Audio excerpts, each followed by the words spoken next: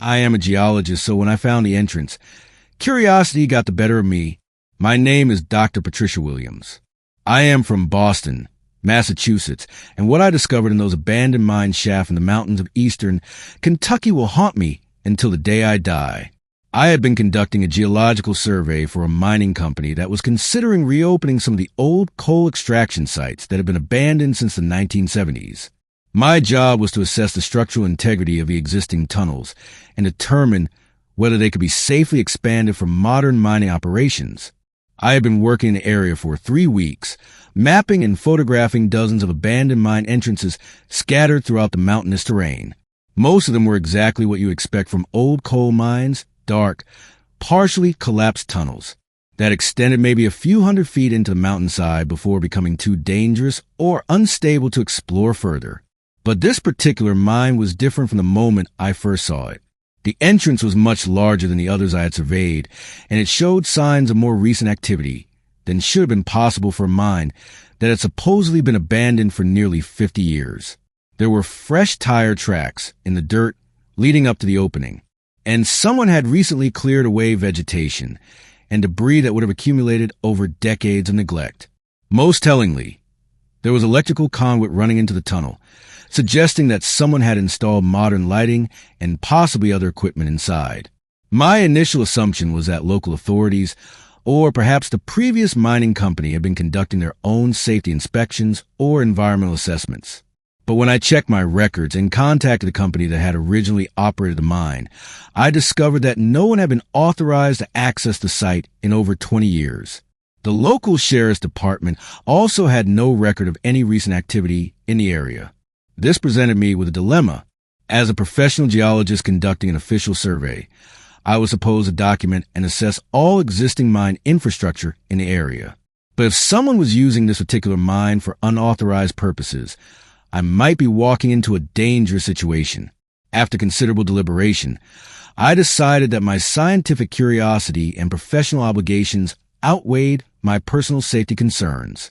I equipped myself with all the standard safety gear for underground exploration: hard hat with mounted light, backup flashlights, portable air quality monitor, emergency beacon, and enough water and emergency supplies for several hours underground.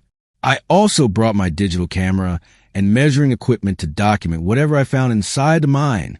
The electrical conduit led about 200 feet into the tunnel before connecting to a series of work lights that had been professionally installed along the ceiling. Someone had invested significant time and money in making this abandoned mine accessible and functional. The tunnel itself was in remarkably good condition, with timber supports that appeared to have been recently reinforced and a floor that had been cleared and leveled. As I went deeper into mine, following the electrical conduit in the line of work lights, I began to notice side passages that branched off from a main tunnel. These appeared to be original mining corridors, but several of them had been modified with new metal doors, that looked completely out of place in an abandoned coal mine. The doors were heavy steel construction with multiple locking mechanisms, more like what you might find in a high-security facility than in an industrial mine.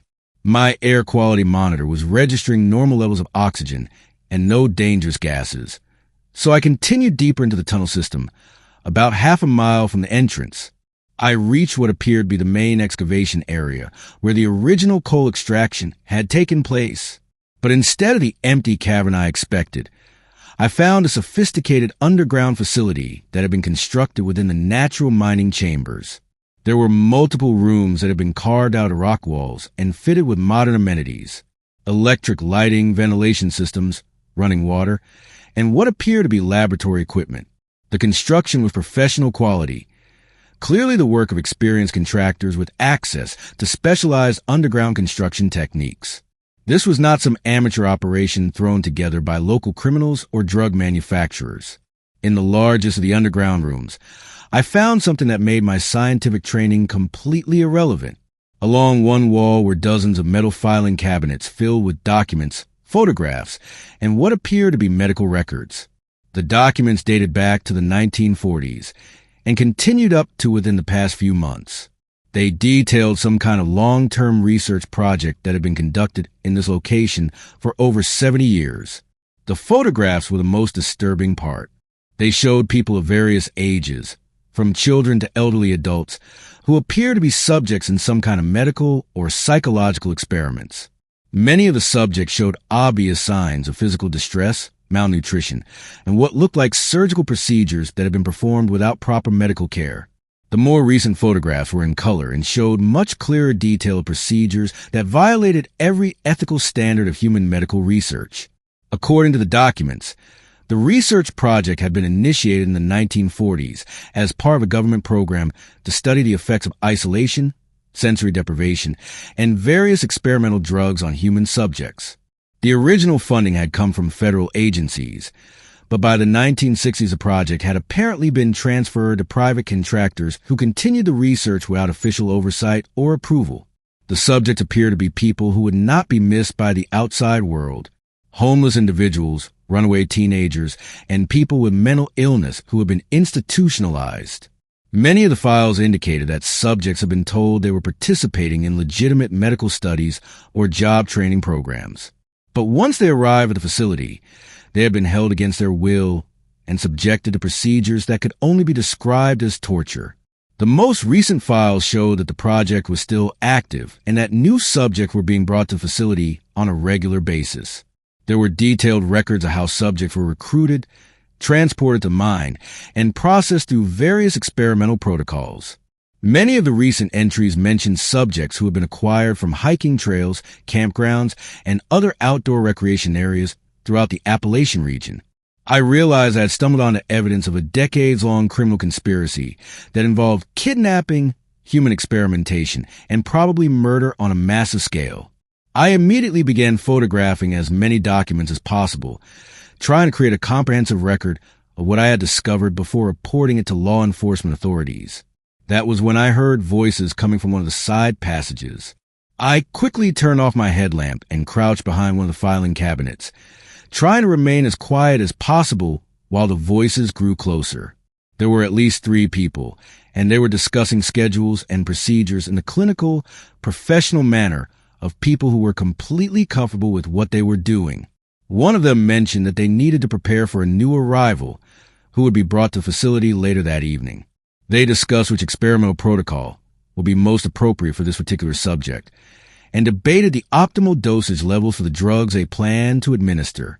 They talked about human beings like they were laboratory animals, with no recognition that they were planning to torture and probably kill another person. The voices were coming from a passage that led deeper into the mine, toward areas that I had not yet explored. I realized that there were probably additional rooms and facilities beyond what I had already discovered, and that there might be current victims being held in those areas right now. I was faced with an impossible choice. The rational thing to do would be to leave the mine immediately, drive to the nearest town with cell phone coverage, and contact federal law enforcement agencies about what I had discovered. But if there were people being held captive in the deeper parts of the mine, they might be moved or killed before authorities could organize a rescue operation. I decided to try to gather more information about the current situation before leaving to contact law enforcement. I waited until the voices faded away, then carefully made my way toward the passage where I had heard them talking. The electrical conduit continued in that direction, suggesting that there were indeed additional facilities deeper in the mine.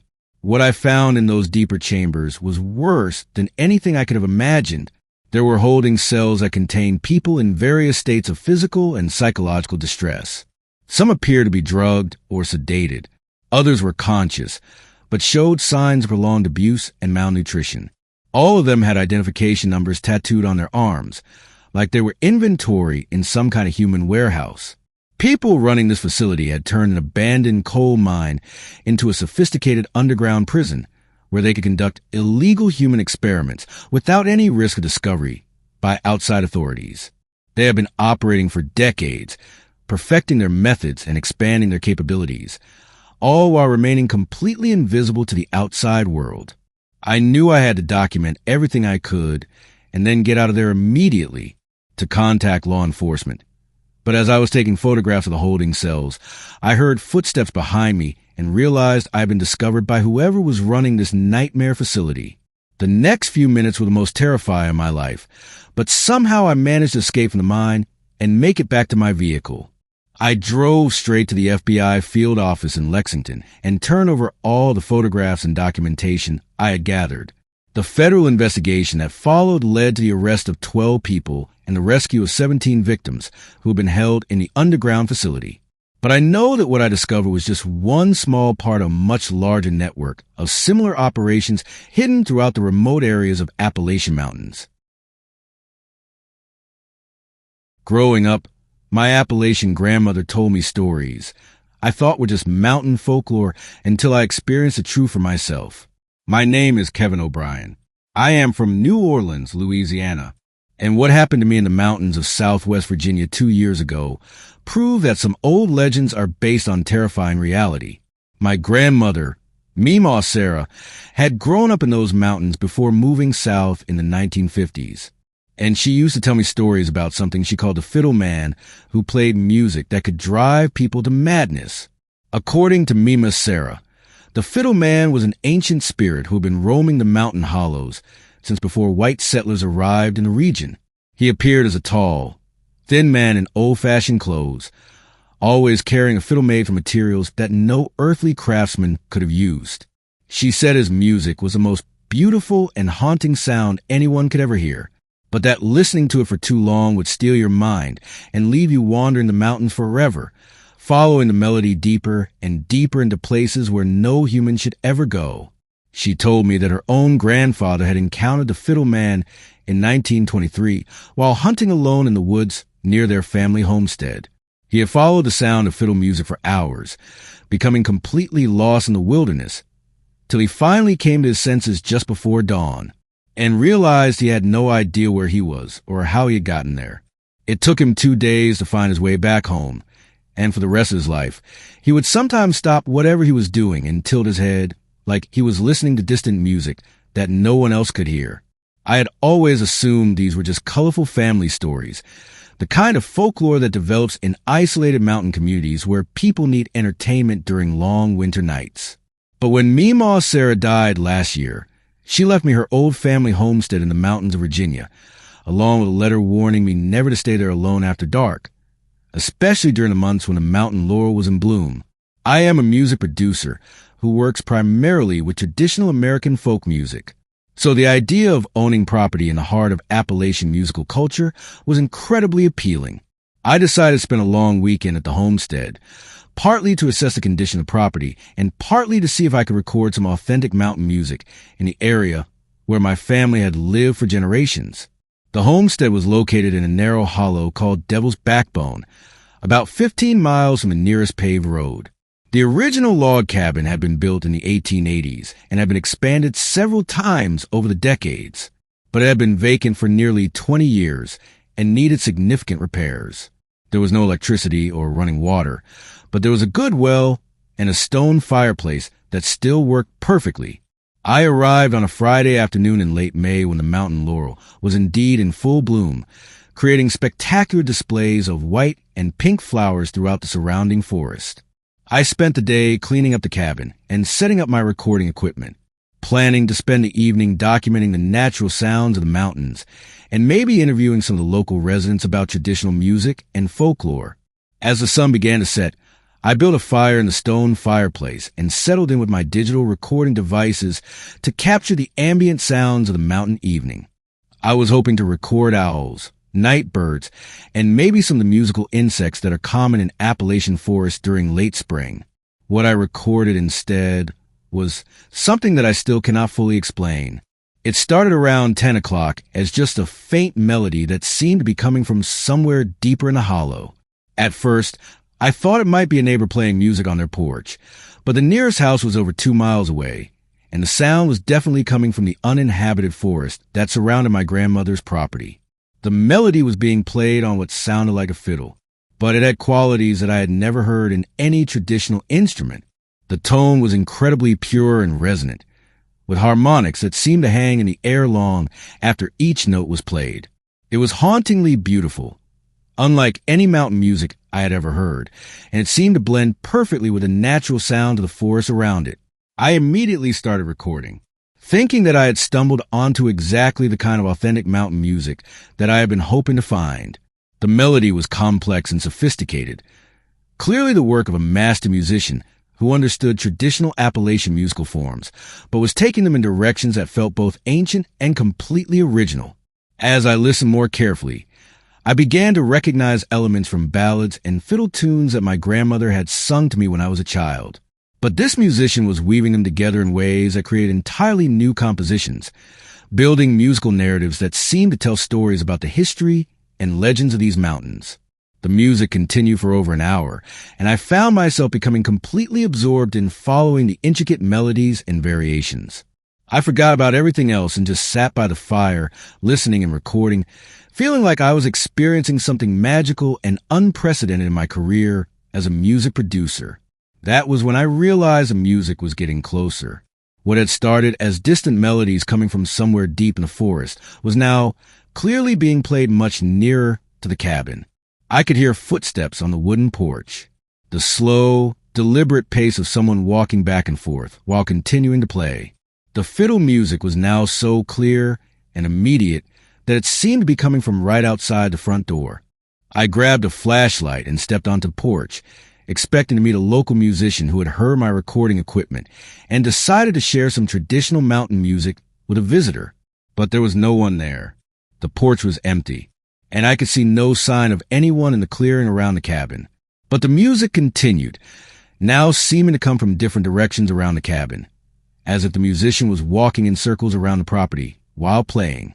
I followed the sound with my flashlight, trying to catch sight of whoever was creating this incredible music, but I never saw another person.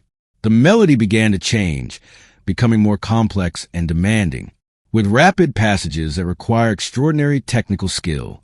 But there was also something hypnotic about it, something that made it difficult to think about anything else while the music was playing. I found myself walking away from the cabin, following the sound deeper into the forest without consciously deciding to do so. I remember my grandmother's stories about her grandfather following fiddle music through the woods until he became completely lost, and I forced myself to stop walking and turn back toward the cabin. But when I looked around, I realized I could no longer see the lights from the fireplace or remember which direction I had come from. The music was all around me now, seeming to come from every direction at once. The melody was building to some kind of crescendo, becoming more intense and overwhelming with each passing moment. I felt like I was losing my ability to think rationally, becoming absorbed in the music to the point where nothing else seemed to matter. That was when I saw him. He was standing about 30 feet away, partially hidden by the shadows between two large oak trees. He was tall and impossibly thin, wearing clothes that looked like they might have been fashionable in the 1800s, a long black coat, dark trousers, and a wide-brimmed hat that cast his face in shadow. In his hands was a fiddle that seemed to gleam with its own light, even in the darkness of the forest. I could not see his face clearly, but I could tell that he was looking directly at me while he played. The music was coming from his fiddle, but it sounded like it was being amplified by the entire forest, resonating through the trees and rocks and creating harmonics that no normal instrument could produce. As I stared at him, transfixed by the impossible beauty of the music, he began to walk deeper into the forest, never stopping his playing and never taking his eyes off me. I felt an overwhelming compulsion to follow him, to hear more of this incredible music and discover where it would lead. I took several steps toward him before I remembered my grandmother's warnings and the recording equipment I had left running back at the cabin. With enormous effort, I forced myself to turn away from the fiddle man and run back toward the homestead, using my flashlight to navigate through the forest while the music continued behind me, growing fainter but never completely fading away. I found the cabin and immediately gathered my recording equipment, planning to leave the mountains that very night despite the darkness and the rough mountain roads. As I packed my gear, I listened to some of what I had recorded earlier in the evening, and I was shocked by what I heard. The digital recording contained over an hour of the most beautiful fiddle music I had ever heard. But there was something else in the audio that I had not noticed while it was happening. Underneath the melody, barely audible, were human voices, dozens of them, singing along with the fiddle music in harmonies that sounded like they were coming from very far away. I recognized some of the voices, including what sounded exactly like my grandmother singing lullabies she had taught me as a child. But my grandmother had been dead for over a year, and the recording had been made that very evening. I drove out of the mountains that night, and I've never returned to my family's homestead. I still have the recordings, but I've never been able to bring myself to listen to them again or to share them with anyone else. Some music is too dangerous to be heard, and some family legends are based on truths that are better left buried in the past.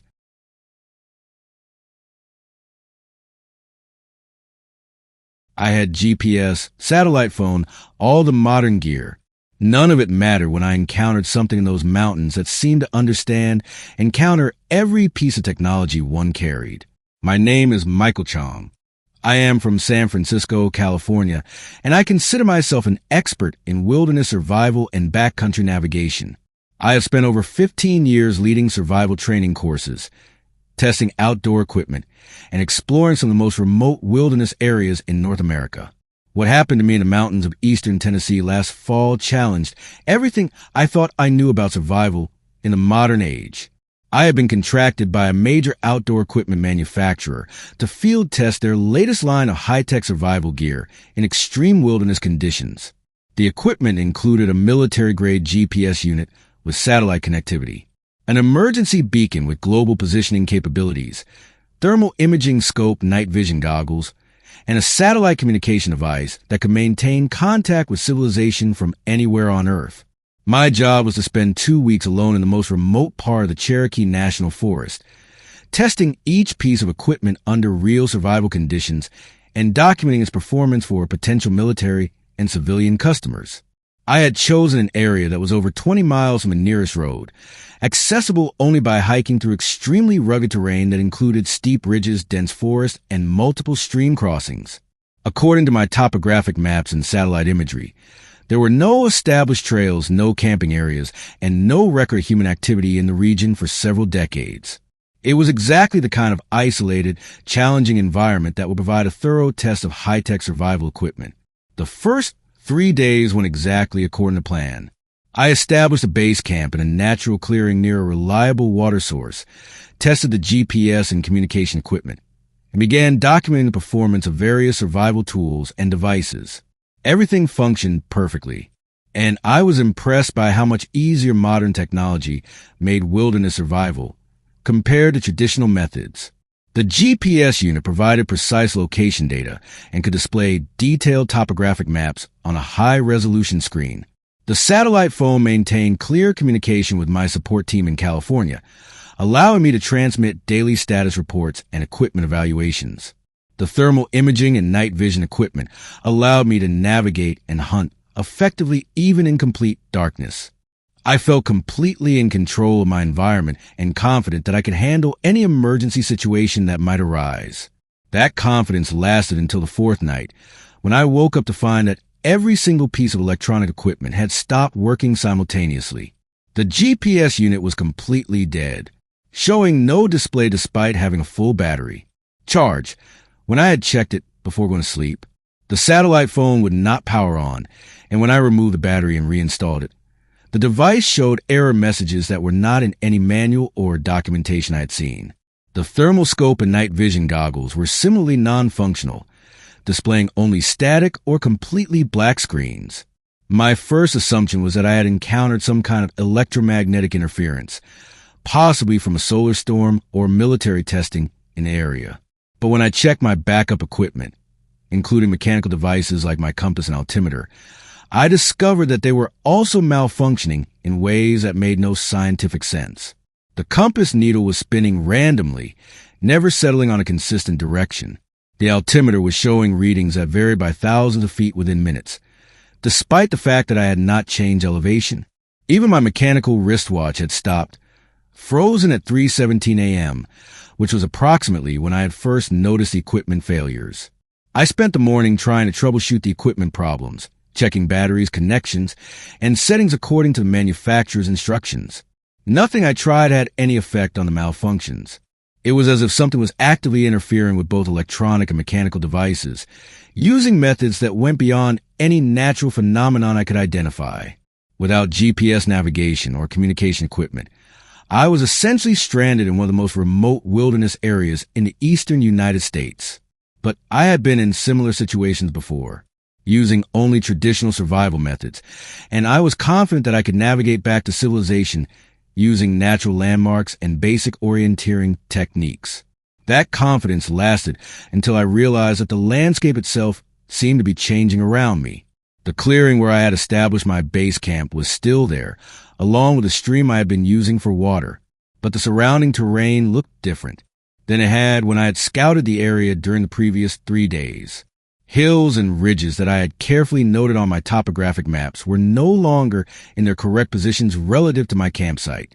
The stream was flowing in a different direction than I remembered, and several distinctive rock formations that I had been using as navigation landmarks had apparently moved or disappeared entirely. I tried to convince myself that I was simply disoriented due to the stress of having all my equipment fail simultaneously. But when I climbed to the highest point near my campsite to get a better view of the surrounding terrain, I could see that the entire landscape was subtly but definitely different from what my maps indicated should be there. More disturbing was the realization that I was being watched. I first noticed it as just a feeling, the uncomfortable sensation that someone or something was observing me from the surrounding forest.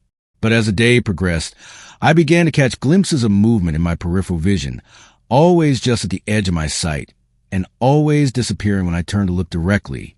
By evening, I was certain that I was being stalked by something that was deliberately staying hidden while monitoring my activities. Whatever was moved through the forest with complete silence, never disturbing the undergrowth or making any sound that would give away its position. But I could sense its presence, circling my campsite at a distance and watching everything I did. That night, I decided to use my night vision equipment to try to identify what was stalking me. But when I powered on the night vision goggles, instead of the familiar green tinted view of the forest, I saw something that defied explanation. The landscape appeared normal through the night vision device, but there were additional elements that were not visible to the naked eye. I could see what appeared to be structures in the forest, geometric patterns, and artificial constructions that occupied the same space as trees and rocks, but were somehow separate from the natural environment. More disturbing were the figures that appeared in the night vision display. There were at least a dozen humanoid shapes moving through the forest around my campsite, but they were not quite human. They were too tall, too thin, and they moved in ways that suggested their joints and limbs did not function according to normal anatomy. When I removed the night vision goggles and looked at the same areas with my naked eyes, I saw only normal forest. But when I put the goggles back on, the strange structures and figures were still there, apparently existing in some spectrum of reality that was only visible through the modified electronics of the night vision system. I realized that my high-tech equipment had not simply malfunctioned due to electromagnetic interference or equipment failure. Something had deliberately modified the devices to show me things that existed alongside the normal physical world, but were usually invisible to human perception. The entities that were stalking me were not just watching my activities. They were manipulating my equipment to demonstrate their technological capabilities and to communicate that they were far more advanced than anything human science had developed. Over the following days, the manipulation of my equipment became more sophisticated and more clearly intentional. The GPS unit began displaying locations that did not exist on any earthly map, showing coordinates that placed me on other continents or even other planets. The satellite phone received calls from numbers that had too many digits and transmitted voices speaking in languages that did not sound human. Most unsettling was when the thermal imaging scope began showing heat signatures of the entities that were stalking me. They appeared as complex geometric patterns rather than the normal human or animal heat signatures I was accustomed to seeing. The patterns were constantly shifting and changing, suggesting that these beings existed in dimensions or states of matter that human technology could only partially detect. I attempted to leave the area multiple times, but each effort resulted in becoming even more lost and disoriented. The terrain continued to shift around me, with familiar landmarks appearing and disappearing according to no pattern I could understand. My compass and GPS continued to provide contradictory information, sometimes indicating that I was moving in circles, sometimes suggesting that I was traveling in directions that did not exist on normal topographic maps. After a week of being trapped in this impossible landscape, I finally encountered one of the entities directly. It approached my campsite just before dawn, moving with the fluid, silent motion I had observed through the night vision equipment. Up close, it was clearly not human, though it maintained a roughly humanoid shape.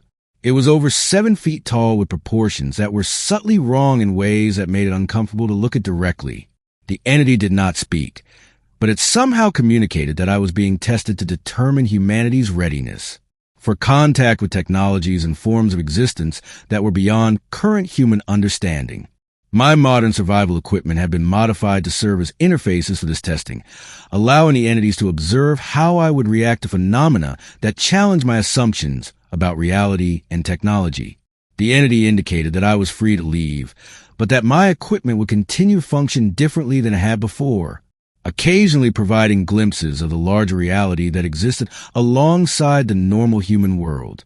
When I finally found my way back to civilization 2 weeks later, I discovered that my satellite phone had been transmitting my location accurately the entire time, according to my support team in California.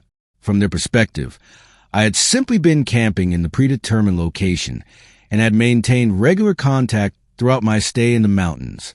But my equipment still sometimes shows me things that should not exist.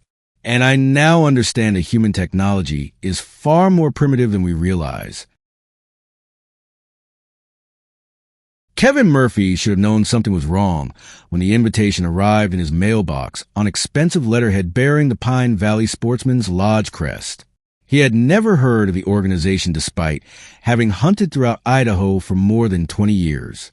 And the invitation was addressed to him personally rather than sent to the general membership of any hunting club he belonged to.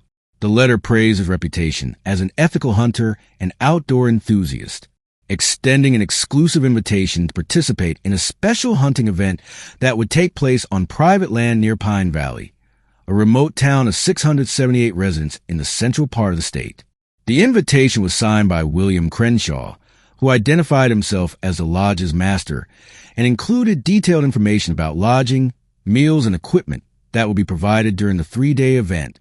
Participants were asked to bring only personal clothing and hunting licenses, as all firearms, ammunition, and specialized gear would be supplied by the lodge. The fee for the event was surprisingly modest, barely enough to cover basic expenses. And the letter emphasized that this was an opportunity for serious hunters to experience something truly unique. Kevin was intrigued despite his natural skepticism about unsolicited invitations. He had recently retired from his job as a Forest Service ranger and was looking for new outdoor adventures to fill his time. The Pine Valley area was beautiful but sparsely populated, offering a kind of pristine wilderness experience that was becoming increasingly rare as Idaho's outdoor recreation industry attracted more visitors each year. He accepted the invitation and arranged a drive to Pine Valley on the designated weekend in October. The town itself was exactly what Kevin expected from a small Idaho community. Main Street consists of a few blocks of weathered buildings housing a general store, a cafe, a gas station, and a handful of other businesses that serve the needs of local ranchers and loggers. The Pine Valley Sportsman's Lodge sat on a hill overlooking the town, a massive log structure that looked like it had been built in the 1920s as a retreat for wealthy hunters from cities like Boise and Salt Lake City. Kevin was met at the lodge by William Crenshaw, a distinguished man in his 70s who carried himself with the bearing of someone accustomed to command. Crenshaw had the weathered complexion and confident manner of a lifelong outdoorsman, and his knowledge of hunting techniques and wildlife behavior was immediately apparent in their conversation. He explained that the lodge had been operating for more than 50 years, hosting exclusive hunting events for members who share commitment to traditional outdoor values and ethical hunting practices. The other participants in the weekend event were an interesting mix of hunters from across the western United States.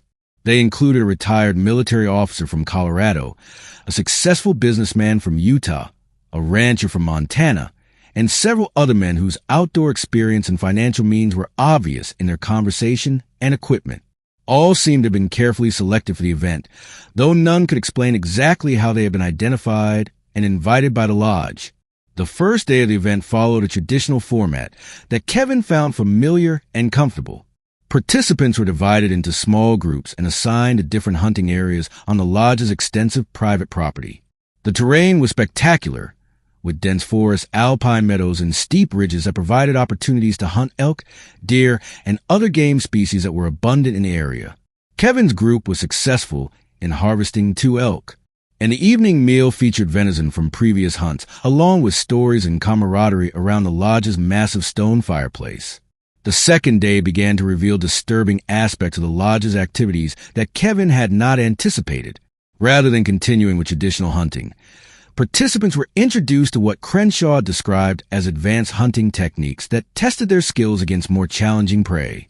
The morning briefing included detailed maps of unfamiliar terrain and references to hunting methods that seemed to go beyond normal outdoor practices. Kevin's unease grew when he was issued equipment that seemed excessive for hunting wildlife. In addition to a high-powered rifle and normal hunting gear, he was given night vision equipment, tracking devices and communication radios that suggested they would be pursuing prey that was far more dangerous than deer or elk. When Kevin asked about the unusual equipment, Crenshaw explained that the lodge specialized in hunting experiences that pushed participants to their limits and tested their skills against worthy adversaries. The hunting area for the second day was located deep in the wilderness, accessible only by 4-wheel drive vehicles that transported participants to a remote staging area before dawn. Kevin found himself paired with a retired military officer, a man named Colonel Richards, who seemed familiar with the lodge's more advanced hunting techniques. Richards explained that the Pine Valley Sportsman's Lodge was known among certain hunting circles for offering experiences that could not be found anywhere else. Hunting opportunities that attracted serious outdoorsmen who were looking for the ultimate test of their skills. Kevin began to understand what those hunting opportunities involved when they encountered the first piece of evidence that they were not hunting animals. Hidden in dense brush near a creek was a campsite that showed signs of recent human habitation. The site included a tent, camping gear, and personal belongings that suggested someone had been living in the wilderness for several days. The camp appeared to have been abandoned hastily, with food still scattered around a cold fire pit and clothing left hanging from tree branches. Colonel Richards examined the campsite with professional thoroughness, pointing out details that Kevin would have missed. The person who had been living here was inexperienced in wilderness survival. Richards explained, based on poor site selection, inadequate shelter construction, and careless disposal of waste that would attract predators. More importantly, the individual was probably still in the area, having fled the campsite recently enough that tracks and other signs were still fresh. Kevin realized with growing horror that they were not hunting wildlife at all, but were participating in some kind of human hunting activity. The prey that Crenshaw had described as worthy adversaries were people, probably individuals who had been brought to the remote wilderness area specifically to be hunted by paying customers who wanted the ultimate outdoor experience. The expensive equipment, the careful selection of participants, and the remote location all made sense when viewed as components of organized human hunting rather than legitimate outdoor recreation. His attempt to withdraw from the activity were met with firm resistance from Colonel Richards, who explained that participants who discovered the true nature of the lodge's activities were not permitted to leave until the hunting event was completed. Kevin was now a witness to criminal activity that could not be allowed to report what he had seen to outside authorities. He would need to participate fully in the hunt, demonstrate his commitment to the lodge's special brotherhood, and prove that he could be trusted to maintain the secrecy that protected the organization's operations. The hunt continued throughout the day as Kevin and Colonel Richards tracked their human prey through increasingly rugged terrain. Their quarry was a young woman who had been surviving in the wilderness for several days, probably after being released with minimal equipment and told that she would be hunted by armed men who consider her elimination a recreational activity. Kevin could see evidence of her growing desperation in the tracks and campsites they discovered, signs that she was becoming exhausted and making increasingly poor decisions in her efforts to evade capture. Kevin tried to sabotage the hunt by providing false information about tracks and suggesting wrong directions when Colonel Richards consulted him about their prey's likely movements. But Richards was experienced enough to recognize Kevin's deception, and by afternoon it became clear that Kevin's own survival might depend on his cooperation. Richards made subtle but unmistakable threats about what happened to lodge participants who proved unreliable or who threatened the organization's security. The hunt reached its climax near sunset when they tracked their prey to a rocky outcrop where she had taken shelter in a small cave. Colonel Richards positioned Kevin to block one escape route, while he approached the cave from another direction, intending to force the woman into the open where she could be easily shot. Kevin found himself facing an impossible choice between participating in murder or risking his own life by refusing to cooperate with the hunt. His decision was made when Game Warden Lisa Zhang appeared unexpectedly on the ridge above their position, apparently investigating reports of illegal hunting activity in the area. Zhang was armed and clearly suspicious of what she had observed, demanding identification from Kevin and Colonel Richards while positioning herself to cover both men with her sidearm. Kevin realized that the game warden's arrival provided his only opportunity to escape from the hunting lodge's criminal activities and expose what he had witnessed. Kevin quickly explained to Lisa Zhang that he had been deceived about the nature of the hunting event and that there was a woman hiding in the cave who was being hunted by lodge members. Colonel Richards tried to convince the game warden that Kevin was suffering from altitude sickness and confusion, but Zhang was experienced enough to recognize the signs of criminal activity when she saw them. She radioed for backup while maintaining control over both men, and within hours the remote hunting area was swarming with law enforcement officers. The investigation that followed revealed the full scope of the Pine Valley Sportsman's Lodge's criminal operations. The organization had been operating a human hunting business for more than 15 years, kidnapping victims from other states and transporting them to Idaho, where wealthy clients paid enormous fees to hunt them through remote wilderness areas. The victims were typically homeless individuals, runaway teenagers, and other people whose disappearances would not trigger immediate law enforcement investigations. Lodge Master William Crenshaw and 17 other members were arrested on charges, including kidnapping, human trafficking, conspiracy, and multiple counts of murder. The investigation revealed that the lodge had been responsible for the deaths of at least 43 people over 15 years, operating under the cover of a legitimate hunting organization, while providing the ultimate outdoor experience for clients who had grown bored with hunting animals. Kevin Murphy's testimony was crucial in convicting the lodge members, but the experience left him unable to continue hunting for recreation. He had discovered that his beloved outdoor activities could be perverted into something monstrous by people who viewed human life as just another form of game to be pursued and killed for entertainment. The Pine Valley Sportsman's Lodge building still stands on its hill overlooking the town, but has been abandoned since the arrests, serving as a reminder that even the most respected community organizations can hide unspeakable evil behind facades of tradition and respectability. The small town of Pine Valley has struggled to recover from the revelation that one of its most prominent institutions was actually a criminal enterprise that murdered dozens of innocent people. Many residents had known about the lodge's exclusive hunting events, but had never suspected that the wealthy visitors were paying to hunt human beings rather than wildlife. The economic impact of losing the lodge's business has been devastating for local merchants and service providers who had depended on the income generated by the organization's activities. Game Warden Lisa Zhang received commendation for her role in exposing the lodge's crimes, but she too was affected by the discovery that a trusted community institution had been operating a systematic murder business. Her investigation revealed that several local officials had been aware of suspicious activities at the lodge, but had chosen to ignore them because of the economic benefits the organization brought to the community. The corruption and willful blindness that had enabled the lodge's operations for so many years demonstrated how easily small communities could become complicit in unspeakable crimes, when those crimes are committed by wealthy and respected organizations. Michelle Thompson had been looking for meaningful volunteer work since moving to Maplewood, Wisconsin, a picturesque town of 7189 residents nestled among rolling hills covered with maple and oak forests.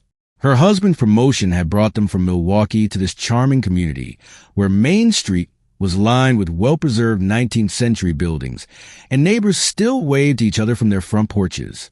Michelle had always believed in giving back to the community, and the Maplewood Service League seemed like the perfect organization to channel her desire to help others. The Service League had been operating for more than 30 years, providing a wide range of charitable services to families in need throughout the region.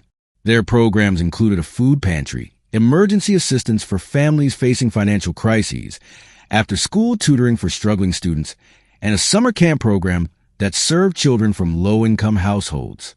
The organization was highly respected throughout central Wisconsin, regularly receiving grants from foundations and government agencies that recognize their effective work addressing poverty and social problems in rural communities.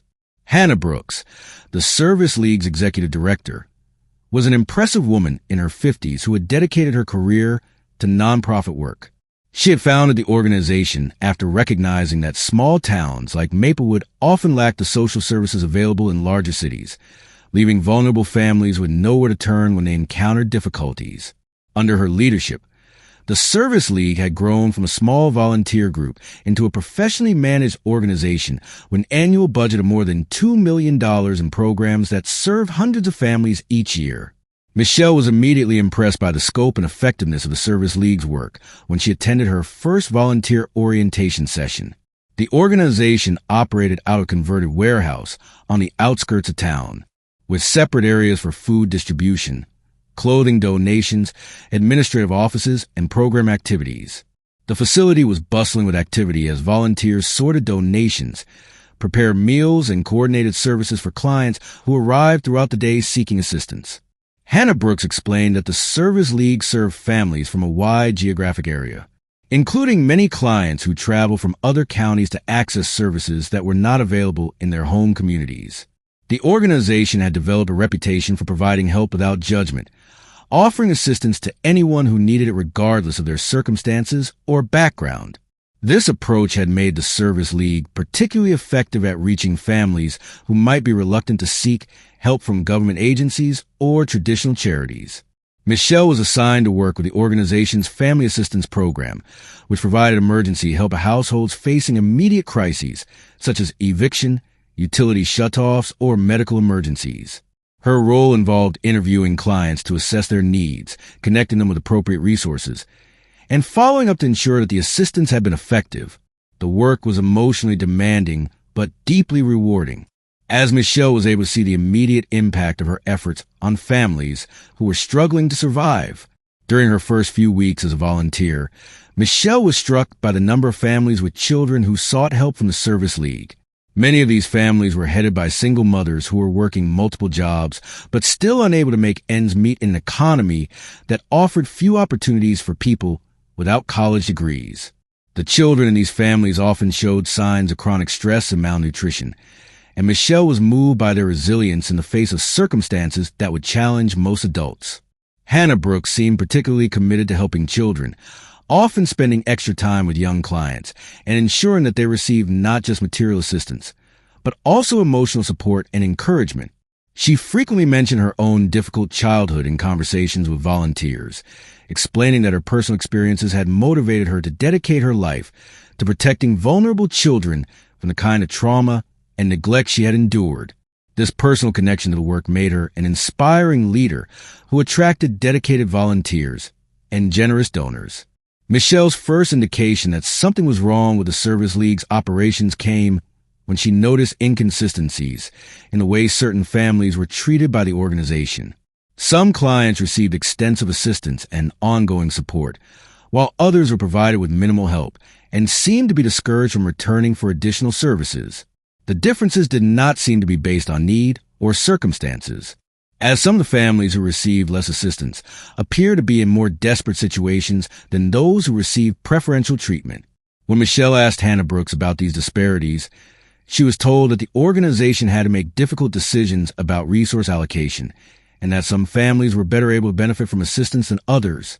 Families who demonstrated commitment to improving their situations and who followed the Service League's recommendations were more likely to receive ongoing support, while those who seemed unable or unwilling to make positive changes were provided with temporary help but not long-term investment. Michelle found this explanation troubling because it seemed to contradict the Service League's stated mission of helping anyone who needed assistance. She began paying closer attention to which families received different levels of service and gradually realized that the pattern was more disturbing than simple resource allocation decisions. Families with children who were particularly attractive or well-behaved seemed to receive more attention from Hannah Brooks and other staff members, while families with children who were shy, traumatized, or difficult to manage were often provided with minimal assistance. Her concerns deepened when she noticed that some of the children who participated in the Service League's programs seemed to develop unusually close relationships with staff members and volunteers. These children would arrive early for activities and stay late after programs ended, spending time in private conversations with adults who showed them special attention and provided them with gifts and privileges that were not available to other participants. Michelle recognized these patterns from her training as a teacher, where she had learned to identify potential signs of inappropriate relationships between adults and children. The situation became more alarming when Michelle discovered that the Service League maintained detailed files on all the families they served, including photographs and personal information that seemed to go far beyond what was necessary for providing assistance. The files contained observations about family dynamics, assessment of parents' capabilities and reliability, and detailed descriptions of children's personalities, appearance, and behavior. Some files included notes about which children might be suitable for the organization's special programs that were not described in any of the Service League's public materials.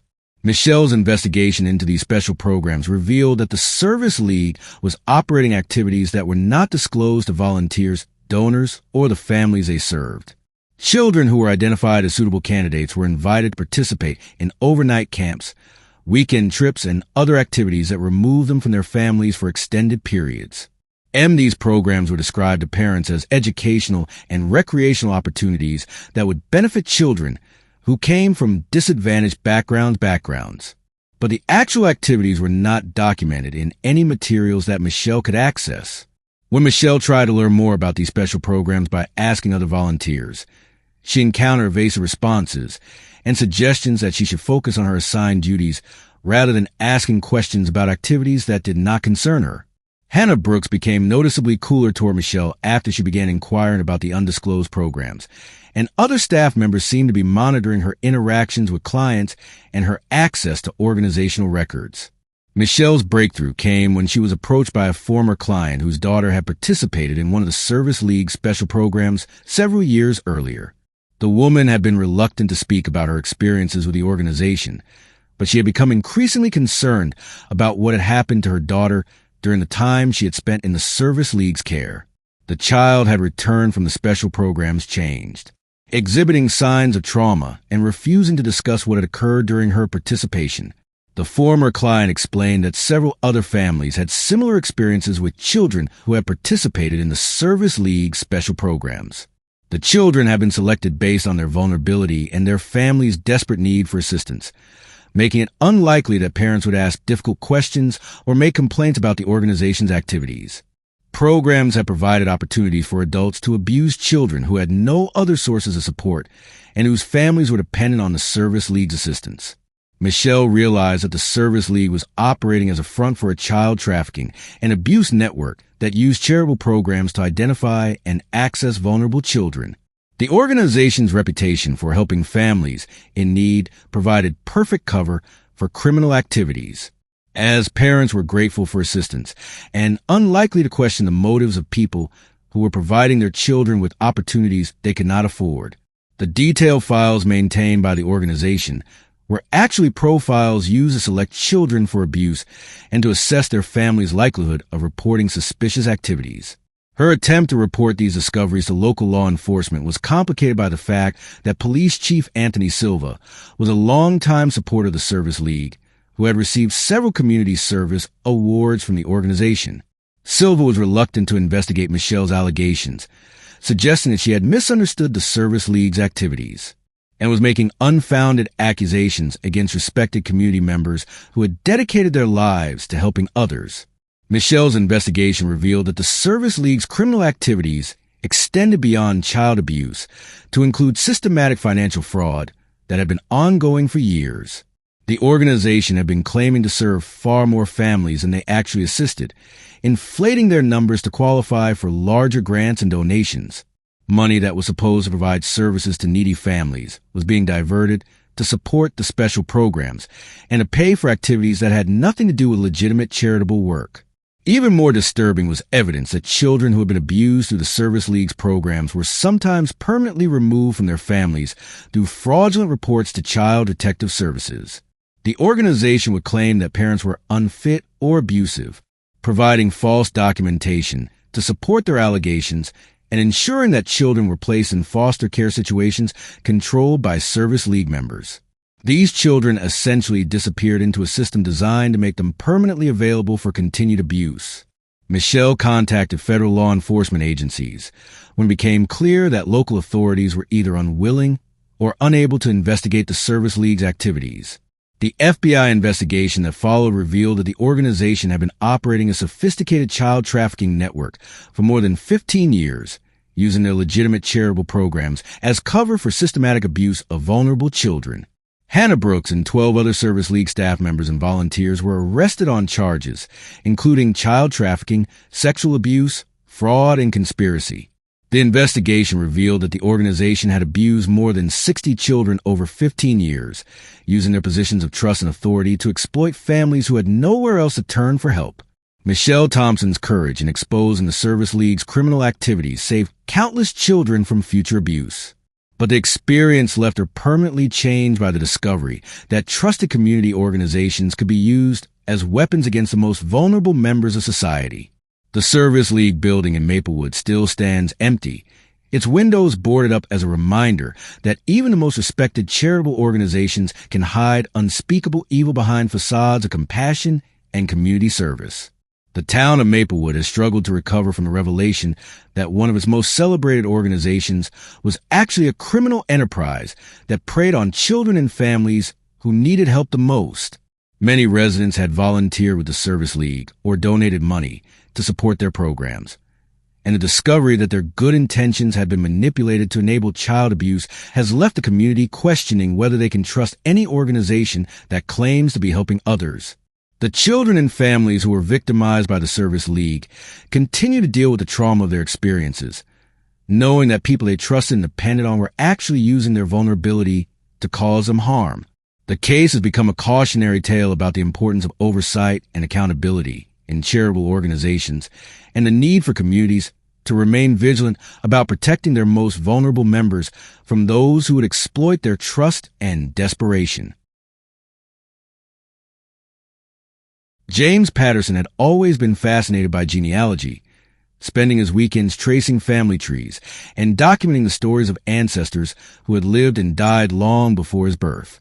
When he inherited his grandmother's collection of family documents and photographs, he decided to research the Patterson family history in depth, hoping to create a comprehensive record that future generations could treasure. His investigation led him to Blackwater, North Carolina, a small town of 1,045 residents where his great-great-grandfather had settled in the 1890s after immigrating from Scotland. Blackwater sat in the foothills of the Blue Ridge Mountains, surrounded by dense forests and rolling farmland that had changed little since the town's founding.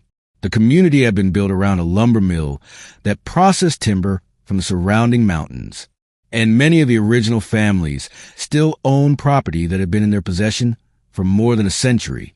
Main Street retained its 19th century character, with brick buildings housing businesses that served both local residents and tourists who visited the area for its scenic beauty and historical significance.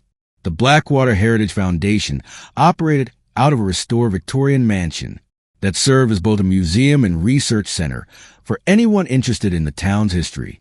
The foundation had been established in 1964 by prominent local families who wanted to preserve documents, artifacts, and stories that documented the community's development from a frontier logging camp into a stable agricultural town. Margaret Caldwell, the foundation's current director, was a distinguished woman in her 70s whose own family had been among Blackwater's original settlers.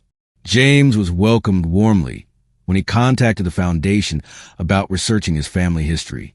Margaret Caldwell personally guided him through their extensive archives, which included birth and death records, property deeds, business ledgers, and thousands of photographs that chronicle life in Blackwater from its earliest days. The foundation maintained detailed genealogical records for most of the families who had lived in the area, creating a comprehensive database that researchers could use to trace connections between different branches of their family trees. The Patterson family records were particularly extensive, documenting 5 generations of births, marriages, deaths, and property transactions that painted a detailed picture of how James' ancestors had lived and worked in the Blackwater area. His great-great-grandfather had arrived with very little money, but had gradually accumulated land and built a successful farming operation that had supported his descendants for decades. The family had been active in community affairs, serving on church boards, school committees, and various civic organizations that had shaped the town's development. James was impressed by the foundation's meticulous record-keeping and their obvious dedication to preserving local history. Margaret Caldwell seemed to know intimate details about every family that had ever lived in Blackwater, and her stories brought the dry facts and the archives to life with anecdotes about personalities, relationships, and events that had shaped the community's character. She encouraged James to spend as much time as needed going through the records, offering to help him understand the context behind the documents he was discovering. During his research, James began to notice patterns in the Foundation's records that seemed unusual for a typical small town. Certain families appear to have unusually detailed documentation, with records that tracked not just basic vital statistics, but also personality traits, talents, health conditions, and other characteristics that seemed to go beyond normal genealogical research. Some files included photographs and notes that documented multiple generations of the same families, creating profiles that resembled breeding records more than family histories. Even more unusual was the Foundation's practice of maintaining what they called connection maps that trace relationships between different families going back several generations. These elaborate charts showed not just marriages and direct family relationships, but also more distant connections, including friendships, business partnerships, and other associations that had linked various families over time. The maps were incredibly detailed, suggesting that the Foundation had invested enormous effort in tracking even minor connections between community members. James's curiosity was piqued when he discovered that his own family was featured prominently in these connection maps, with detailed notations about Patterson family members going back to his great-great-grandfather's arrival in Blackwater. The maps showed connections to dozens of other families in the area, creating a web of relationships that seemed to encompass virtually everyone who had ever lived in the town. Some of the notations included references to characteristics and abilities that had been passed down through different family lines, as if the Foundation was tracking genetic traits across multiple generations. When James asked Margaret Caldwell about these unusual records, she explained that the Foundation took a comprehensive approach to documenting local history. Understanding the connections between families was essential for preserving the full story of how the community had developed, and tracking characteristics across generations helped explain why certain families had been particularly successful or influential in the town's affairs. The Foundation's mission was to ensure that future researchers would have access to complete information about their ancestors and their place in the community's history. James found this explanation plausible until he began to notice references in the Foundation's records to families who had apparently been encouraged or required to form marriages based on recommendations from community leaders. The records contained correspondence between prominent families discussing potential marriages between their children, with detailed analysis of how such unions would benefit the community's genetic heritage. Some letters were quite explicit about the goal of ensuring that desirable traits were passed down to future generations, while preventing marriages that might introduce unwanted characteristics. The pattern became even more disturbing when James discovered records showing that families who refused to follow the Foundation's marriage recommendations sometimes faced social and economic pressure that forced them to leave Blackwater entirely. Property records showed that non-compliant families had often sold their land at below market prices to Foundation board members or their allies, suggesting that economic coercion had been used to enforce compliance with the community's breeding program. James realized that the Blackwater Heritage Foundation was not simply preserving local history, but had been operating a systematic program to control which families remained in the community and who they were allowed to marry. The Foundation's extensive genealogical records were actually breeding charts designed to maintain genetic lines that the organization's leadership considered desirable, while eliminating families whose characteristics were deemed problematic or inferior. His investigation revealed that this program had been operating for more than 60 years, with Foundation leaders serving as unofficial matchmakers who arranged marriages between young people whose family lines were considered genetically compatible. Children who refused to marry according to the Foundation's recommendations were often ostracized from the community, denied employment opportunities, and pressured to relocate to areas where their genetic heritage would not contaminate the carefully maintained bloodlines of Blackwater's founding families. Even more horrifying was James's discovery that the Foundation had been involved in systematic elimination of individuals whose genetic makeup was considered undesirable. The records contained documentation of suspicious deaths, unexplained disappearances, and forced institutionalizations that had removed dozens of people from the community over the decades. Individuals with physical disabilities, mental illness, or other conditions that the Foundation considered genetic defects had been systematically eliminated to prevent them from reproducing and passing their characteristics to future generations. The Foundation's activities extended beyond controlling marriages to include monitoring the health and development of all children born in the community. The organization maintained detailed records of every child's physical and mental characteristics, identifying those who showed signs of undesirable traits that needed to be addressed before they reached reproductive age. Children who were deemed genetically inferior were often removed from their families through fabricated reports to social services, then placed in institutions where they could not reproduce. James' research revealed that his own family had been participants in this breeding program for generations, with Patterson marriages carefully arranged to enhance desired genetic traits, while avoiding combinations that might produce unwanted characteristics. His grandparents, his parents, and even his own birth had been planned and approved by Foundation leaders who had analyzed the genetic heritage of both family lines to ensure that the union would produce offspring with the desired physical and mental attributes. The realization that his entire family history had been manipulated by a secret breeding program was devastating enough. But James's investigation revealed an even more disturbing truth about the Foundation's ultimate goals. The organization was not simply trying to improve the genetic makeup of Blackwater's population, but was part of a larger network that was conducting genetic experiments designed to create superior human beings for use by powerful individuals and organizations outside the community. The Foundation's carefully maintained bloodlines were actually breeding stock for a human trafficking operation that provided genetically superior individuals to wealthy clients who wanted children with specific physical and mental characteristics. Young people who had been bred according to the Foundation specifications were systematically removed from Blackwater through fake opportunities, arranged marriages to outsiders, or outright kidnapping, then delivered to buyers who had paid enormous sums for access to genetically engineer human beings. James discovered records showing that dozens of Blackwater residents had been sold over the decades, their disappearances explained as voluntary relocations or educational opportunities that had taken them to other parts of the country. In reality, these individuals had been delivered to buyers who wanted servants, surrogate mothers, organ donors, or subjects for medical experimentation, with their genetic heritage carefully documented to ensure that purchasers received exactly what they had ordered. The Foundation's breeding program had created multiple generations of individuals who had been specifically designed to meet the demands of various markets for genetically superior human beings. Some family lines have been bred for physical strength and endurance, others for intelligence and creativity, and still others for specific physical characteristics that were valued by particular buyers. The entire community of Blackwater had essentially become a human breeding farm operated under the cover of historical preservation and genealogical research. When James attempted to expose the Foundation's activities, he discovered that town clerk Diana Foster was actually Margaret Caldwell's daughter and a key participant in the breeding program's administrative operations. Foster had been responsible for maintaining the official records that concealed the Foundation's criminal activities, creating false documentation that supported the cover stories used to explain disappearances and forced relocations. James' investigation was interrupted when he was approached by Foundation security personnel who had been monitoring his research activities. The Foundation had discovered that he was asking too many questions and accessing records that revealed the true nature of their operations.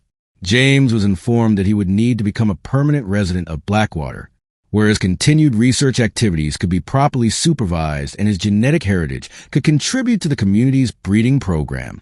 The confrontation with Foundation personnel convinced James that he was in immediate danger and needed to escape from Blackwater before he became another victim of their human trafficking operation. He managed to copy the most damaging records and flee the town under cover of dark, eventually reaching federal law enforcement agencies that were already investigating reports of missing persons and human trafficking activities in rural North Carolina. The FBI investigation that followed revealed that the Blackwater Heritage Foundation had been operating one of the most sophisticated human breeding and trafficking networks ever discovered in the United States. Margaret Caldwell, Diana Foster, and 19 other Foundation members were arrested on charges, including human trafficking, kidnapping, conspiracy, and murder. The investigation revealed that the organization had been responsible for the disappearance of more than 130 people over 50 years, using their genealogical research activities as cover for systematic breeding and sale of human beings. James Patterson never returned to Blackwater after testifying at the trials that eventually convicted the Foundation leadership. His genealogical research had revealed that his family's entire history had been fabricated and manipulated by criminals who had used genetic engineering to create human beings for sale to the highest bidders. The discovery that even his own existence had been planned and controlled by traffickers left him questioning everything he had believed about his identity and heritage. The town of Blackwater continues to exist, but most of the original families have dispersed to other areas where their genetic heritage is not a matter of public record. The Heritage Foundation building now stands empty. Its archive sees as evidence in ongoing investigations into the network of human trafficking operations that had used small American towns as breeding facilities for more than half a century. I had been driving truck through the Appalachian Mountains for 9 years, and I thought I knew every road, every mountain pass, and every shortcut in West Virginia. The mountains can be tricky to navigate, especially in bad weather, but they hold a beauty that keeps me coming back to these routes year after year. But what happened to me on a foggy night in November 2 years ago showed me that there are roads in these mountains that do not appear on any map, in places that exist in ways that defy all logic and reason. I was hauling a load of furniture from a factory in Martinsburg to a distribution center in Charleston, a route I had driven probably 50 times before. It was a routine run that normally takes about 3 hours, following Interstate 81, south to Interstate 64, west to the heart of the mountain region. But that night, everything went wrong from the moment I left the loading dock. First, there was an accident on OI-81 that had traffic backed up for miles. Then construction on Interstate 64 forced all trucks onto a detour that added another hour to the trip. By the time I was getting close to Charleston, it was almost midnight and I was running way behind schedule. To make matters worse, a thick fog had rolled in that reduced visibility to maybe 20 feet in front of my headlights. I was following my GPS navigation system through the detour route when it suddenly announced that I should take the next right turn to stay on the fastest route to my destination. The turn was onto a road that I had never noticed before, even though I had driven this area many times. It was a narrow two-lane mountain road with no street signs or route markers visible in the fog. Something about the road felt wrong from the moment I made the turn. The pavement was older than what you would expect on a state highway, with deep cracks and potholes that suggested it had not been maintained in years. There were no guardrails along the edges, even though we were clearly climbing up into the mountains where the drop-offs could be dangerous. Most unsettling of all, there were no other vehicles on the road, which was unusual even for a back road at midnight. The fog seemed to get thicker as I climbed higher into the mountains until I could barely see the edge of the pavement in my headlights. My GPS was still showing that I was on the correct route, but the estimated time to my destination kept changing randomly. First it said 30 minutes, then an hour and 15 minutes, then 45 minutes. The system seemed as confused as I was about where this road was actually leading. After driving for about 20 minutes on this mysterious road, I started to see lights ahead through the fog. At first I thought it might be other traffic, but as I got closer, I realized the lights were stationary. They were coming from buildings, and as I crested a small hill, I found myself looking down at what appeared to be a small mountain town nestled in a valley. The town was unlike anything I had ever seen in West Virginia. The buildings looked old, like something from the early 1900s, with wooden storefronts and houses that seemed to be lit by gas lamps rather than electric lights. There were people moving around on the streets, even though it was well past midnight, and I could see horse-drawn wagons parked alongside what looked like very old automobiles. My first thought was that I had somehow stumbled onto the set of a historical movie or some kind of living history museum. But as I drove down the main street, I realized that this was no movie set. The people I was seeing were going about their normal business, entering and leaving shops, talking to each other on street corners, and paying no attention to my modern truck. As it rumbled through their town, I stopped at what appeared to be a gas station, hoping to ask for directions and figure out where I was. The building looked like something from the 1920s, with old-fashioned gas pumps and a sign that advertised gasoline for 12 cents a gallon. A man in overalls and cloth cap came out to greet me, and when he spoke, his accent was unlike any I had heard in modern West Virginia. "Evening, stranger," he said, looking up at my cab with curiosity. "That is quite a machine you got there. What kind of engine does it run on?" I told him it was a diesel truck, but he looked at me with complete confusion, like he had never heard the word diesel before. When I asked him what town this was and how I could get back to Interstate 64, he scratched his head and said he had never heard of any Interstate 64. "This here is Millbrook," he said. "Been here all my life, and there is not no interstate road anywhere around these parts. You must be lost, son." I asked him what year it was, and his expression changed from confused to concerned. "Why, it is 1923, of course. Are you feeling all right, mister? You look a bit peaked." My heart started pounding as I realized what was happening. Somehow, I had driven my 2020 Kenworth into a town that existed in 1923. I looked around at the people on the street, and they were all dressed in clothes from that era. The cars I had seen were Model T Fords and other vehicles from the early 20th century. The architecture, the street lamps, even the smell of the air was from a different time period. I thanked the man and got back in my truck as quickly as I could. I needed to get out of this place and back to the real world. But as I tried to drive back up the hill the way I had come, I discovered that the road was blocked. There were people standing across the street, and they did not look friendly. They were pointing at my truck and talking among themselves in voices too low for me to hear. One of them, an older man in a black suit and hat, approached my driver's side window. When I rolled it down, he looked at me with eyes that seemed to see right through me. "You do not belong here," he said in a voice that was barely above a whisper. "This is not your time, and this is not your place. But now that you are here, you cannot leave." "What do you mean I cannot leave?" I asked, trying to keep my voice steady. "The road only goes one way for people like you," he said. "You can go deeper into our world, but you cannot go back to yours. That is the price of traveling on roads that do not exist in your time." I looked in my mirrors and saw that more people had gathered behind my truck. They were not threatening me directly, but they were clearly blocking any escape route. I was trapped in a town from 1923 with no way to get back to my own time. The old man in the black suit tapped on my window again. "There is a way out," he said, "but you have to follow the rules. You have to become one of us. Give up your old life and stay here forever. Or you can try to find the other road, the one that leads out of our time. But most people who try that road are never seen again."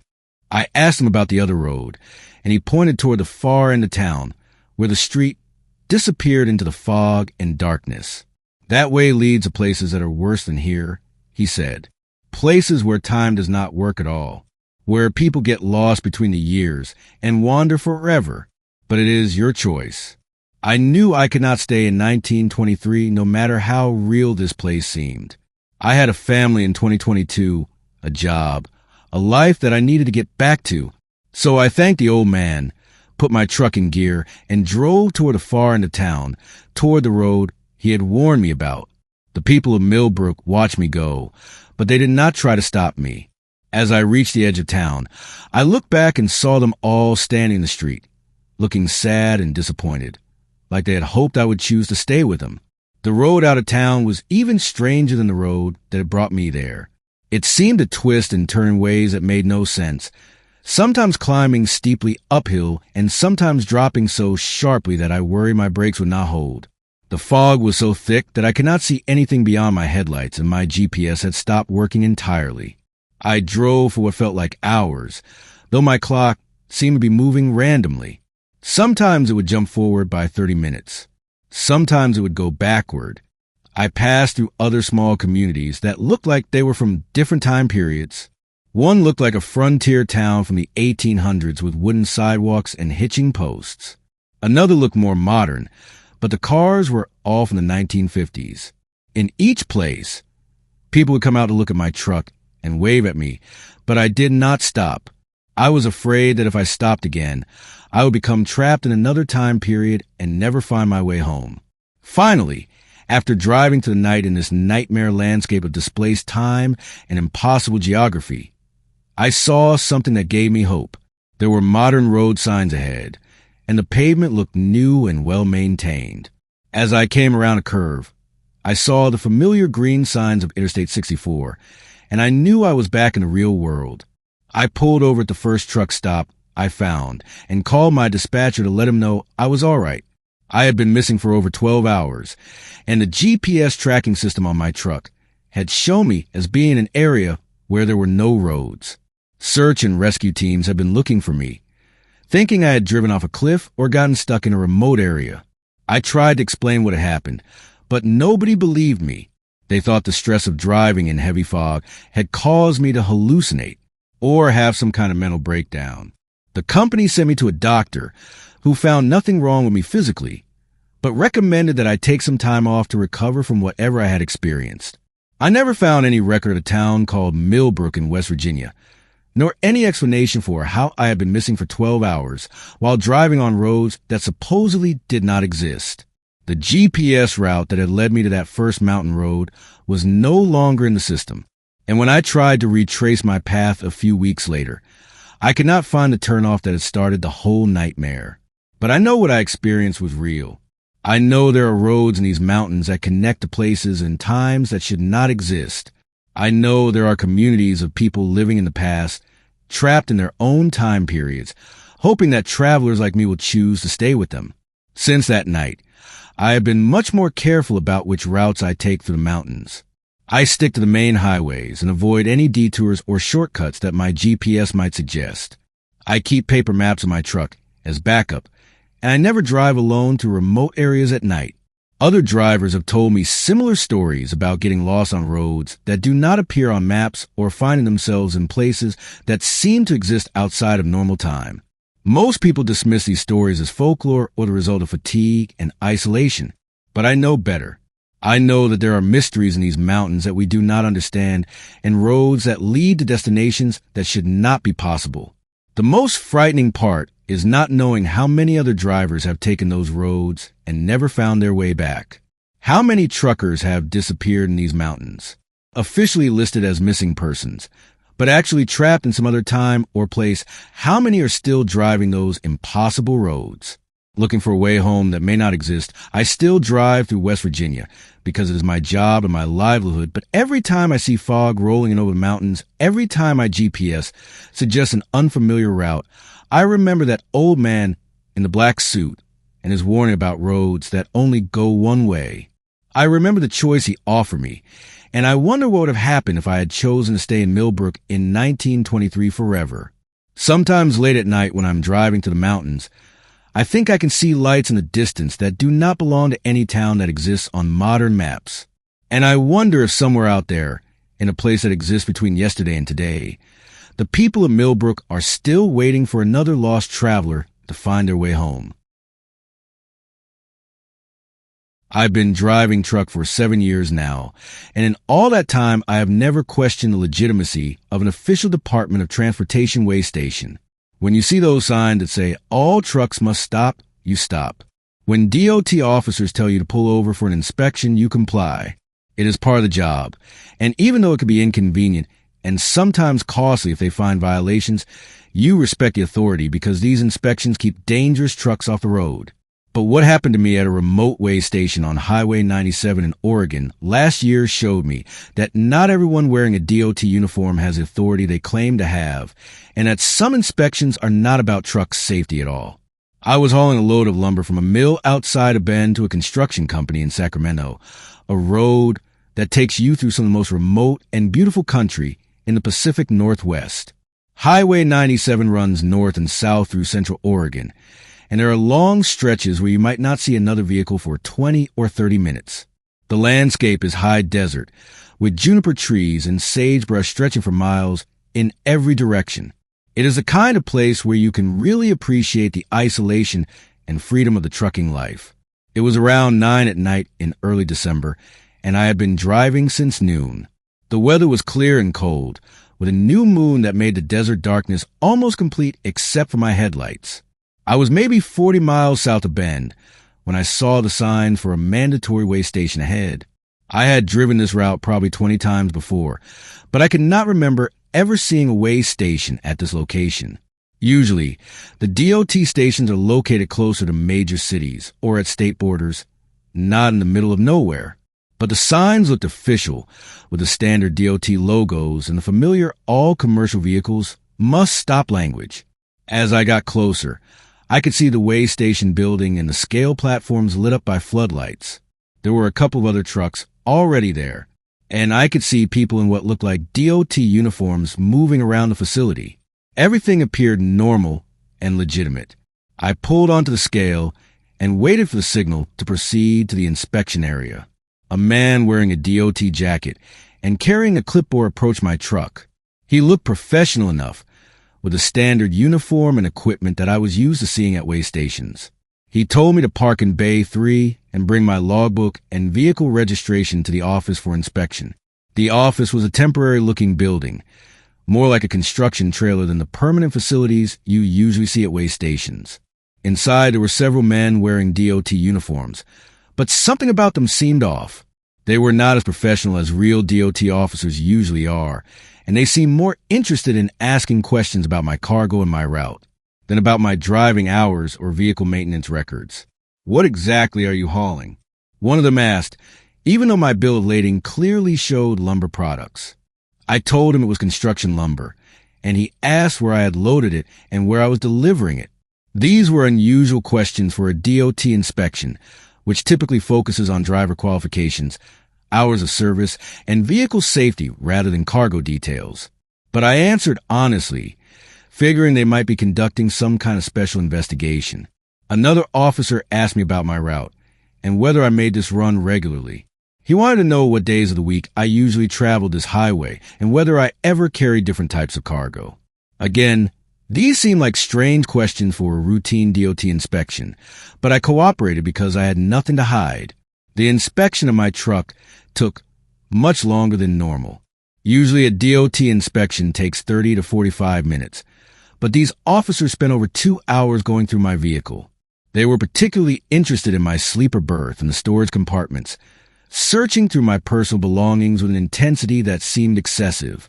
They also spent a lot of time examining the lumber in my trailer, measuring boards, and taking photographs.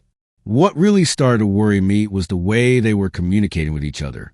Real DOT officers are usually very professional and systematic in their inspections, but these men were whispering to each other and making phone calls and voices too low for me to hear.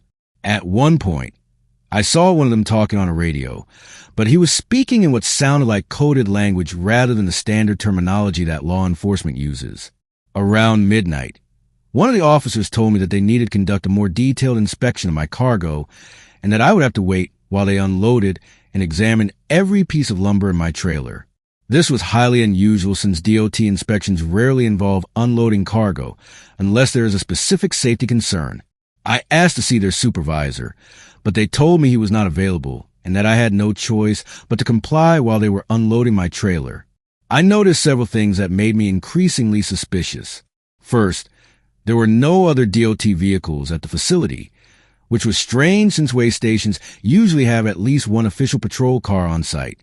Second, the equipment they were using to move my lumber looked more like construction equipment than the specialized gear that DOT inspectors normally use. Most importantly, I could see into the office building, and there were no computers or official DOT forms visible, just some basic furniture and communication equipment. That was when I realized I needed to call for help. I walked back to my truck to get my cell phone, but when I tried to make a call, I discovered that there was no signal. This was not unusual in rural areas, but it seemed like a convenient coincidence that the cell towers were not working at this particular location. I tried my CB radio, but I could not raise any other drivers on the normal channels. As I was trying to figure out what to do, I overheard a conversation between two of the fake officers that made my blood run cold. They were talking about processing the current load and preparing the cargo for transfer. One of them mentioned something about the buyers in California and the usual pickup point near the border. I realized with growing horror that these were not DOT inspectors at all. They were cargo thieves who had set up a fake weigh station to steal valuable loads from trucks. But it got worse. As I listened more carefully, I heard them talking about the driver situation and disposal protocols. They were not just planning to steal my lumber. They were planning to get rid of me as a witness. I heard one of them say that they had handled 3 drivers already this month and that the desert is a good place to make people disappear. My heart was pounding as I realized that I was not dealing with simple cargo theft. These were killers who had murdered other truck drivers and were planning to do the same to me. I looked around the facility and noticed the first time that there were several pieces of heavy equipment parked behind the building, including a backhoe that could be used to dig graves in the desert. I knew I had to get out of there, but my truck was blocked in by their equipment, and there were at least 4 armed men at the facility. I decided to try a desperate gamble. I walked back to the office and told them that I was feeling sick and needed to use the bathroom. They directed me to a portable toilet behind the building, which gave me a chance to see more of their operation. What I saw behind that building will haunt me for the rest of my life. There were 3 trucks parked there without state license plates, all of them apparently abandoned. One of them had damage to the driver's side door that looked like bullet holes. Near the trucks were several large plastic tarps spread on the ground, and I could see dark stains that I was afraid to identify. I also saw that they had a radio setup that was much more sophisticated than what you would expect at a legitimate weigh station. They had equipment for monitoring CB radio traffic and what looked like radio jammers that could block cell phone signals. This was a well-planned operation that had been designed to intercept and rob trucks and probably to eliminate any witnesses. I knew I had only minutes before they finished unloading my truck and decided what to do with me. I slipped back to my cab and started the engine as quietly as I could. The keys were still in the ignition, and thankfully the engine turned over on the first try. I put the truck in gear and drove straight through the fence at the back of the facility, crashing through the chain link and racing across the desert. Behind me, I could hear shouting and the sound of vehicles starting up. In my mirrors, I could see headlights following me as I bounced and lurched across the rough desert terrain. My truck was not designed for off-road driving, but adrenaline and desperation kept me pushing forward through the sagebrush and rocky ground. I drove across country for about 20 minutes following what looked like an old mining road until I reached Highway 97, about 5 miles south of the fake weigh station. I flagged down the first vehicle I saw, which happened to be an Oregon State Police patrol car, and told the trooper everything that had happened. The response was immediate and massive. Within an hour, there were dozens of law enforcement vehicles converging on the area, including FBI agents, Oregon State Police, and local sheriff's deputies. But when they reached the location where the weigh station had been, they found nothing. The buildings were gone, the equipment was gone, and there was no sign that anything had ever been there except for some tire tracks and a hole in the fence where I had escaped. However, they did find evidence that confirmed my story. There were 3 abandoned trucks hidden in a ravine about 2 miles from the weigh station location, and all 3 drivers were listed as missing persons. The investigation revealed that the trucks had been stolen, and the drivers had apparently been murdered, just as I had overheard the fake officers planning to do to me.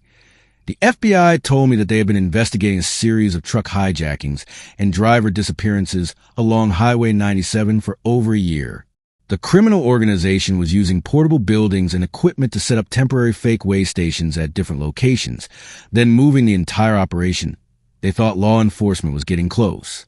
They would steal valuable cargo and kill the drivers to eliminate witnesses.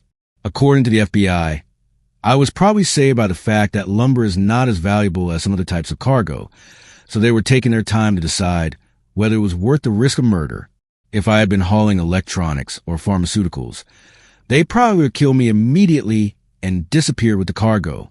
The investigation led to the arrest of 7 people involved in the hijacking ring, including 2 former DOT employees who had provided them with official uniforms and equipment. They were also connected to similar operations in Nevada and California, and the FBI estimated that they had stolen millions of dollars worth of cargo and killed at least 12 truck drivers over a 2-year period.